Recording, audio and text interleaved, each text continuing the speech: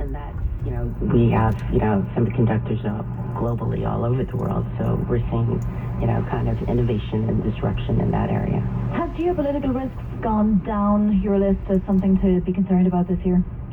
No, Chip. Particularly where semiconductors are concerned. Yes, absolutely. We've seen, this onshoring, so a lot of this maybe deglobalization of protectionism for, national industries. So that is a high risk.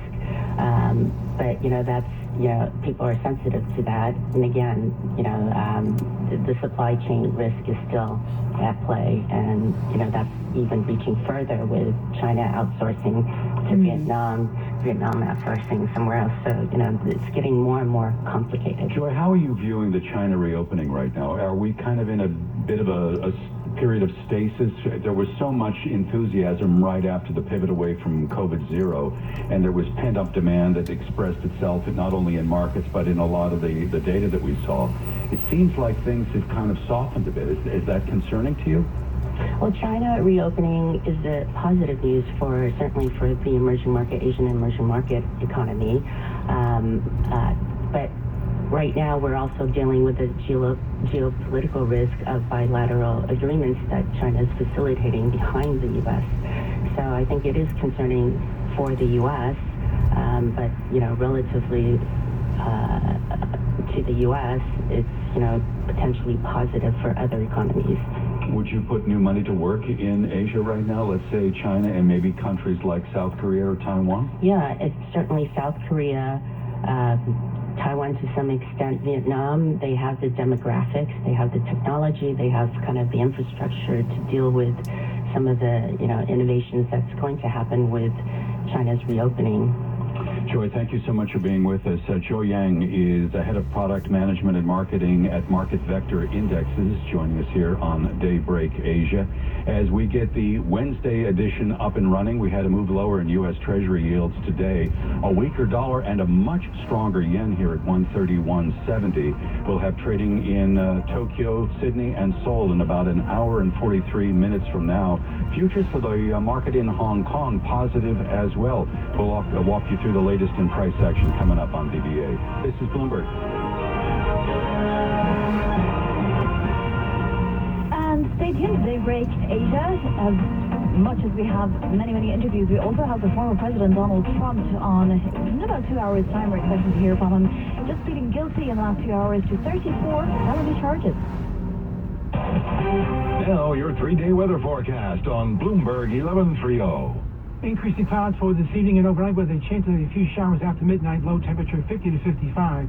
Tomorrow, cloudy, a little bit of light rain or drizzle at times and near 55. Showers, maybe a thunderstorm at night in the low 50s. And mostly cloudy with a few scattered showers on Thursday. Breezy, warm near 75. Partly sunny, cooler on Friday near 60. This is Gary Best with your 3-day weather forecast on Bloomberg 1130. Breaking news first. Former President Donald Trump arraigned in Manhattan. He's got 34 counts of falsifying business records. The former president has pled not guilty to those counts. If he's convicted, there will be appeals of that conviction. The participant scheme was illegal. The scheme violated New York election law. We'll get more clarity to the strength of the prosecution's case in the days and weeks ahead. This is just the beginning. There's a long process to go. Continuing coverage and complete analysis on Bloomberg 1130. Europe is at the forefront of building a new economy. After a year of war, supply chain bottlenecks, and economic disarray, global leaders must work through the opportunities and challenges facing the continent. On April 19th and 20th, Bloomberg New Economy will gather leaders of government and business in discussion around the most pressing issues facing the European economy: inflation, regulation, supply chain disruption, energy, and cryptocurrencies. Watch the event live from Ireland at BloombergNewEconomy.com. We don't just break news, we build perspective.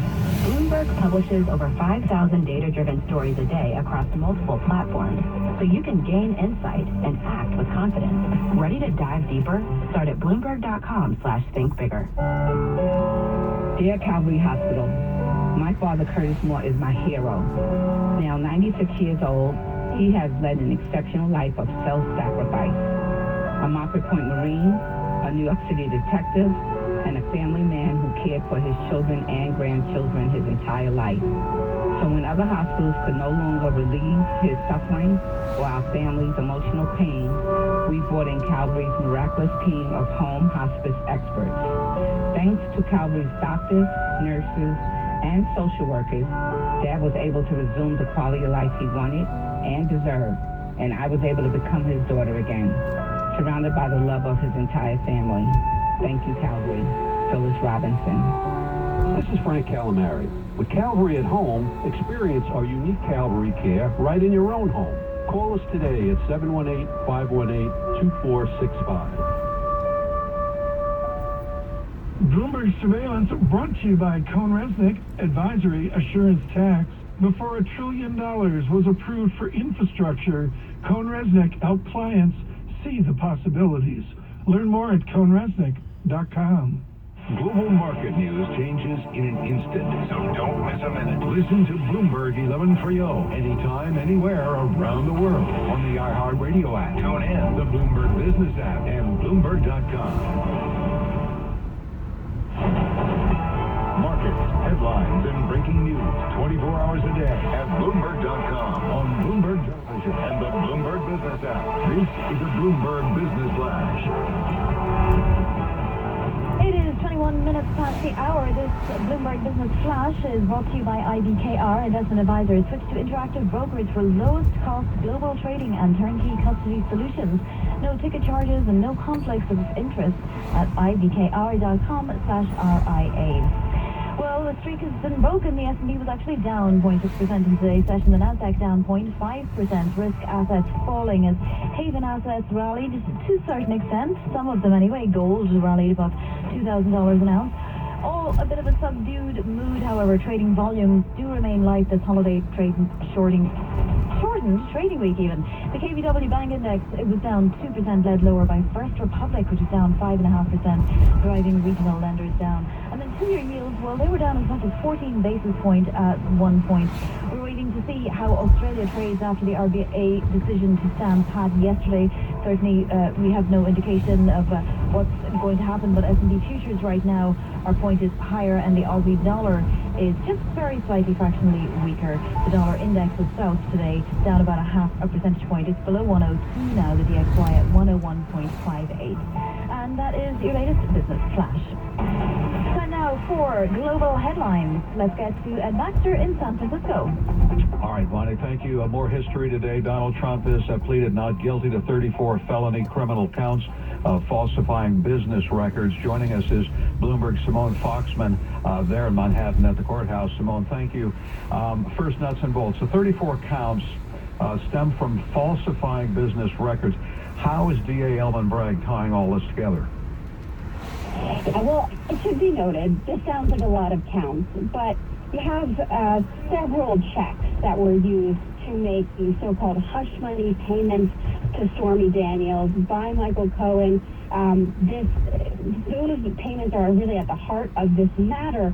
And so every time the Trump organization falsified a business record in order to call these expenses legal expenses, for example, every time they went to talk about exactly how these payments fit into their overall business plan, that's each time a falsification of business records. So that's how you get to the number 34. But all of these Class E felonies carrying a penalty of up to 4 years. And what the prosecutors say here is that these falsification of business records were in furtherance of a plan to mislead voters in the 2016 election, to violate state and federal election laws, and also happen to mischaracterize the payments on tax records as well. Yeah, and just on that, these 34 are ordinarily misdemeanors under New York law, but then you're saying that they were upgraded because they were in the service of another crime? Yeah, that's right. And an issue here is exactly which underlying crime. So that kind of remained unspecified in the actual charging documents that was handed down, in the indictment that was handed down. But, you know, later on in a press conference, District Attorney Alvin Bragg talking about how these were in furtherance of that election crime, and that also these are serious allegations as well, and that anyone who violates the law in a similar way, former president or no, should be held to the same standard. Yeah, now, just following on that, one of the major questions today going in, as you allude to, was how Bragg would counter the Trump claims that this is political prosecution. How did he do that? Yeah, exactly like that. He said these are serious crimes. We cannot overlook them just because this is the former president, should be held to the same standards. And, that the idea being that Bragg would hold other people, other entrepreneurs, other business executives to the same sort of standards that we're seeing here. And he actually said that the DA's office has prosecuted hundreds of crimes just like this one. In essence, what do we know about timelines? So a little unclear at the moment. We saw various reports come out in the last couple of hours. That we could be at a hearing as early as December 4th, that according to CNN. And then we were also told that Bragg's office was looking to try and start a trial as of January of 2024 next year, but the defense indicating that it might not be ready by then. I think at minimum, we're looking at the better part of a year before this really gets going in any way. Yeah, and this is Simone. With that timeline, it really bumps into the primaries and then could bump into the election. Also, a lot of talk about going in about whether a gag order would be assigned to either side or both sides. That apparently didn't happen, but it was a private conversation where the judge gave them both sides some guidance on what they can and cannot say? Yeah, Judge Juan Merchan here, telling both sides that they need to refrain from any kind of rhetoric that could inflame unrest. I think when we think of Trump, we think of bombast, we think of a very outspoken individual. And certainly some of the messaging he's had on things like Truth Social has, pushed those borders and pushed the envelope of what, political speech is. And so the message from Merchan here, the judge, keep this in check. Essentially, I think there was also wasn't said, or else there could be some more serious circumscription on what you can say. Yeah, all right. Hey, Simone, thank you so much for your help. We really appreciate it. Bloomberg's Simone Foxman, she's been covering it for days now, and we'll get more, of course, as the day goes on. And I should mention that Mr. Trump has scheduled his Mar-a-Lago appearance tonight. 8:15 Wall Street time is when it's scheduled. We shall cover it live. More financial headlines on the other side of the bottom of the hour in San Francisco. I'm Ed Baxter, and this is Bloomberg. Broadcasting live from the Bloomberg Interactive Brokers Studio in New York. Bloomberg 1130 to Washington, D.C. Bloomberg 99.1 to Boston. Bloomberg 106.1 to San Francisco. Bloomberg 960 to the country. Sirius XM Channel 119 and around the globe. The Bloomberg Business app and BloombergRadio.com. This is Bloomberg Daybreak Asia.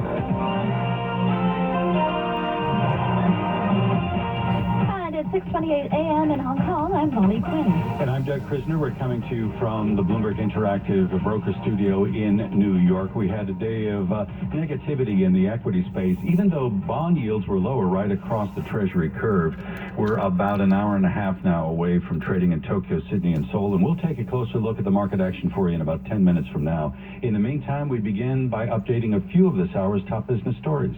Faced with soaring interest rates and market whiplash, companies are turning away from the loan market in a way that hasn't been seen this decade. More from Bloomberg's Charlie Pellet. Analysts say companies are delaying borrowing if they can, given how quickly rates have climbed in recent months.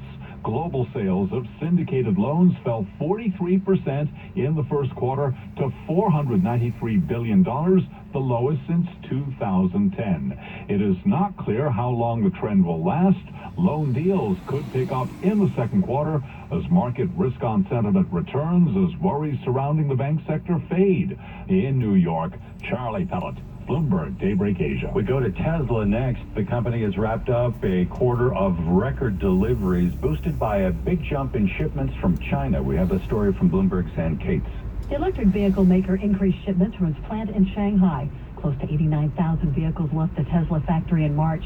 Tesla's wholesales, the number of vehicles sent to dealerships and delivery centers, were up 19% in February and up 35% from a year ago. China's overall new energy passenger vehicle wholesales were up 20% last month. In Washington, Ann Cates, Bloomberg Daybreak Asia. Axel Lehman was narrowly re-elected as the last chairman of an independent Credit Suisse in what was the end of an emotional final annual meeting for the Swiss lender.